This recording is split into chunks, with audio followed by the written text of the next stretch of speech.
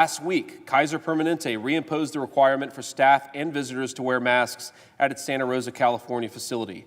Schools such as Morris Brown College in Atlanta and even local public schools here in the D.C. area have reimposed mask mandates. Now, it's not just that masks, according to randomized controlled studies, do no good. It's that they can actively cause harm. We know that a generation of school children have suffered significant speech and developmental disabilities because this country panicked instead of using its brain and forced toddlers and small children to wear masks. We cannot return to the failed policies of the COVID pandemic. I'm not mad that we screwed up. I made mistakes. Many people in this body made mistakes. What I do think that we should avoid is repeating the mistakes in 2023. Let's learn from the mistakes that we made instead of just doubling down on them. This policy does not set anything for an unlimited period of time. It says that for the next 15 months, the government can't force you to wear a mask on planes, on public transit, or in public schools. Taxpayer dollars cannot be used to force and enforce a mandate against our people. It's not setting a policy that we cannot deal with pandemics in the future. If something else comes, God forbid, then let this body deal with it at this time. But now let's learn the message, let's heed the message from the American people, and let's learn the lessons of the past couple of years. Mandatory masking was a failure. It had costs for very little benefits, and we shouldn't repeat it. Mr. President, as of in legislative session, I ask unanimous consent that the Senate proceed to the immediate consideration of S-2738, the Freedom to Breathe Act, which is at desk. Further, that the bill be considered read a third time and passed, and the motion to reconsider be considered made and laid upon the table with no intervening action or debate. Is there objection? Reserving the right to object. Senator from Massachusetts. This bill would undermine the ability of states, of cities, and towns across this country to make decisions about what's best for their communities.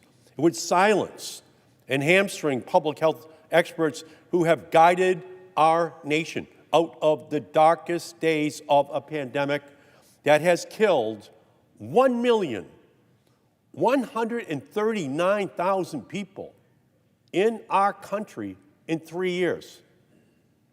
Let me repeat that. This disease has killed 1,139,000 people already. And doctors, experts are saying that COVID is coming back. It's on the rise once again. This provision would violate a long-held belief in the Republican Party that states and localities should not be told what to do by a federal government removed from the realities that they're seeing on the ground in their neighborhoods.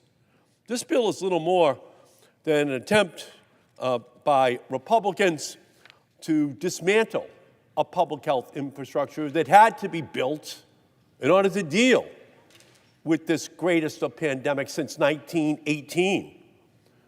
What public health experts and the medical professionals are talking about is an upcoming COVID and flu and RSV season and preparing for it. These healthcare heroes are the same ones who risk their lives to save lives. And we should continue to protect that right to make decisions on the health of their patients, of their communities. And that's what locally focused healthcare is all about. Here's what we do know. Last year, the combined forces of this triple-demic of flu, RSV, and COVID strained healthcare centers to a breaking point. Healthcare providers tried to keep up as emergency departments overflowed with sick children, adults, and seniors. And people are still getting sick.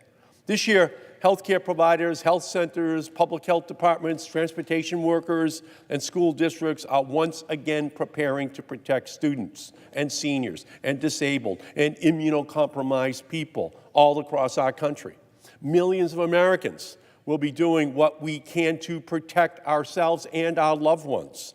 And our communities must be able to take steps to save lives and keep people from getting sick or getting sicker, including the tools of vaccines and masks.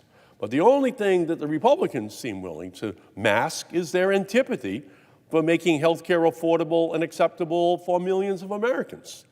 Republicans already fought this year to throw people off of Medicaid and their health coverage. Not a single Republican voted to make insulin and other medications more affordable for seniors. Republicans have blocked legislation to protect the right of individuals to make health care decisions with their doctors. It makes no sense to put limits on how communities and individuals can protect themselves. This bill is a red herring. It is a false debate. We should have an aquarium down in the well of the Senate to capture all of the red herrings that are being introduced into this public health debate. It's a distraction, it's misleading, and it is meant to deflect from what the GOP really stands for right now, gimmicks over people. Republicans have to understand that we have to provide the options for our healthcare heroes to save lives. They will make us less safe because they will be tying the hands of healthcare professionals in order to implement policies that protect against an addition to 1.139 million people who have already died. You argue that this bill is about freedom, but it's not. Freedom is parents and students knowing their school can take every step possible to keep them from getting sick or taking home an illness that could hurt their siblings, their parents, or their grandparents. Freedom is workers who know their workplace on a plane, train, or even in a classroom is safe. Freedom is knowing that when people travel either on their way to work, by way of public transportation, or across the country to visit family for the holidays, they'll know that every safety measure is available to keep them and their families safe. We must protect the freedom for communities to have every public health tool available if it's needed in the opinion of the public health officials in that community, in that state. They should be the ones making the decision at the local level, looking at the dangers to their population. Again, these numbers are historic.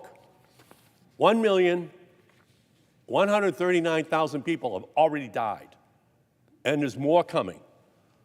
And if, in the opinion of public health officials, strategies can be adopted using masks that reduce the likelihood that more will die, we should give them that freedom to make those decisions. With that, I object, Mr. President. The objection is heard. Mr. President, let me offer just a couple of thoughts in response. Senator from Ohio. Thank you, Mr. President. I know we're on a short timeline, but let me just offer a couple of points in response, and then I'll let this body go on with its business. Number one, Senator Markey mentioned the tragic number of Americans, over 1 million, who lost their lives due to COVID, and I agree that it's a tragedy, and I wish that we hadn't lost them. But we lost them in spite of some of the most aggressive masking policies in the world. If mandatory masking were going to save our citizens, it would have already done so. That's the first point. The second point is that this legislation doesn't prevent any of our citizens from wearing masks. If you would like to wear a mask, of course, you have the right to do so. But the senator talked about freedom. What I would like is for the freedom of a school child to not be thrown out of classroom because he doesn't want to wear a mask.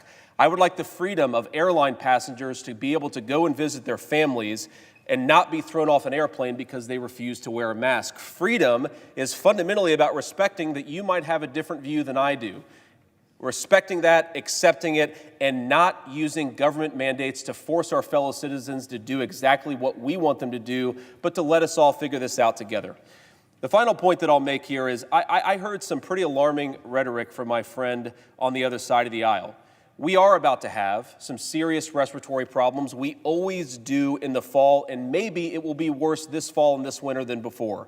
But I think that what our children most of all need, and I'm the father of 3 kids under the age of 7, they need us to not be chicken little about every single respiratory pandemic and problem that confronts this country. We are going to have people who get sick from viruses. It has always been thus, and the way to respond to it is with calmness, resolve, and strategic thinking, not by pretending the world is ending, because what has always happened is going to happen once again. We cannot repeat the anxiety, the stress, and the non-stop panic of the last couple of years. That's what this legislation is about. End the mandates, end the panic, and let's get back to some common sense. Mr. President, I yield. Mr. President. Senator from Wyoming. Thank you, Mr. President. Mr. President, I come to support Senator Vance's Freedom to Breathe Act. I believe this bill is a vital step in protecting individual rights as well as preserving states' rights. And in the interest of time, I would just point out to you that we have a number of Republican senators on the floor who are standing with Senator Vance in support of this legislation. I see Senator Cruz here from Texas, Senator Mike Braun from Indiana, Ted Budd from North Carolina, Katie Britt from Alabama, and Eric Schmidt of Missouri. I appreciate all of them being here to support and stand with Senator Vance on this important piece of legislation. Thank you, Mr. President. I yield the floor.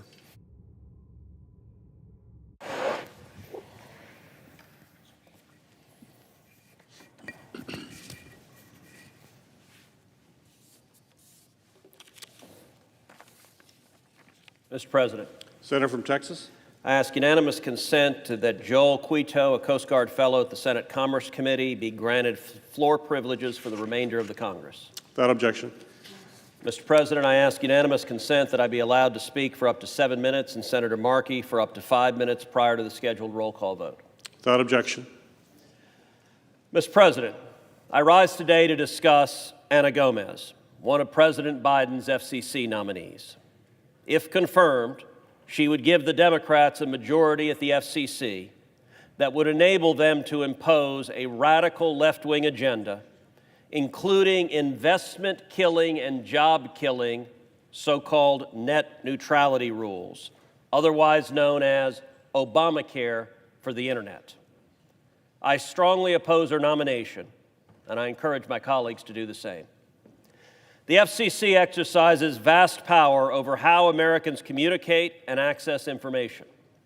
It also has a history of abusing vague statutory provisions to pursue partisan policy goals. In the wrong hands, the FCC could go down a dark path of censoring speech and engaging in regulatory overreach. Under current Democrat FCC Chairwoman Rosenworcel's leadership, that threat is not merely hypothetical. The FCC has engaged in unprecedented abuses of power, such as killing the multi-billion-dollar Standard General Tegna transaction without a commission vote, attempting to expand the Universal Service Fund spending in defiance of clear statutory limits, and holding valuable 2.5 gigahertz spectrum licenses hostage. Even more alarming, the FCC is now entertaining requests by radical left-wing groups to revoke a broadcast station's license for alleged, quote, misinformation, and turning a routine FCC license renewal proceeding into a truth commission, an alarming assault on the First Amendment. And that's without a Democrat majority on the FCC. With a majority, there's no telling what regulatory excesses the chairwoman could inflict, from forcing antiquated telephone monopoly rules on the competitive broadband industry, to micromanaging providers' rates and terms of service, to imposing crippling new legal risks on American companies through disparate impact lawsuits. Make no mistake, a vote for Ana Gomez is a vote for regulating the internet as a public utility. Ms. Gomez has publicly supported the reinstatement of the heavy-handed Obama-era net neutrality rules that would make the internet more expensive and slower for American households, despite privately confessing that Democrats had engaged in wild hyperbole in opposing the repeal of net neutrality. Rather than giving reasons for the reinstatement of the failed net neutrality rules, she claims she simply wants, quote, robust authority over the internet. In other words, the power to regulate companies' pricing and terms of service, and to collect billions of dollars in new taxes from them and from you, the consumer, all at the expense of investment and innovation and consumer choice. She has also refused to disavow the ongoing efforts to impose investment-killing disparate impact liability on American broadband companies. And she has given non-committal answers to my request for commitments to improve transparency and accountability at the FCC. Ms. Gomez has a history of failing to protect taxpayer interests. In the Obama administration, she had a senior leadership role in implementing a wasteful $4 billion broadband grant program. In one egregious example, funding from a $100 million project in Colorado was used to build a third fiber connection to a single school of 11 students. But by far, most concerning in Ms. Gomez's history is her tweets concerning the use of government power to police so-called misinformation. For instance, she retweeted a claim made by Democrat Congresswoman Cori Bush, who is a member of the radical left-wing squad in the House, that Trump engaged in, quote, targeted mass disinformation campaign against 3.5 million black voters in 2016 for the purpose of voter suppression. In addition, she tweeted enthusiastically in support of efforts by the Defense Department's research wing, known as DARPA, and the federal government to crack down on so-called disinformation. At this point, it is sadly well known that the Biden administration has repeatedly trampled on the First Amendment to silence opposing views. The White House press secretary publicly bragged that they were, quote, in regular touch and, quote, flagging problematic posts for social media companies and threatening new legislation if those companies did not heed the censors. And the Biden DHS tried to create its own Ministry of Truth before a public backlash shamed them into disbanding the effort. Amid these First Amendment assaults, as well as recent efforts at the FCC to deplatform a Fox broadcast station, it was critical to gain clarity into Ms. Gomez's views on free speech, disinformation, and the FCC's role in such matters. Unfortunately, she gave vague answers to my questions and did not reassure the Commerce Committee that she would actively oppose censorship at the FCC. Confirming Ms. Gomez would harm taxpayers, broadband investment, innovation, and most importantly, our First Amendment freedoms. I strongly encourage my colleagues to oppose her nomination. Mr. President. Senator from Massachusetts. Mr. President, I rise today in support of Ana Gomez, President Joe Biden's nominee to serve on the Federal Communications Commission. The FCC is one of the premier expert agencies in the federal government responsible for overseeing the wires and the radio waves that have become the backbone of our economy and our communities. But since the beginning of the Biden administration, nearly 1,000 days ago, the agency has been hamstrung in implementing critical communications priorities due to the absence of a fifth commissioner. With Ms. Gomez as a commissioner, that will finally change. The Federal Communications Commission will have the power to take on the big dollar interests to seek to block critical consumer protections at every turn. I support Ms. Gomez's nomination because I know she is ready for these fights. She knows that today broadband is not a luxury. Like running water or heat, broadband is an essential utility. Without high quality and affordable broadband, students cannot learn. Small businesses cannot reach new customers. Entrepreneurs cannot innovate, and seniors cannot access telemedicine. The FCC's authority must reflect the essential nature of the internet in American life.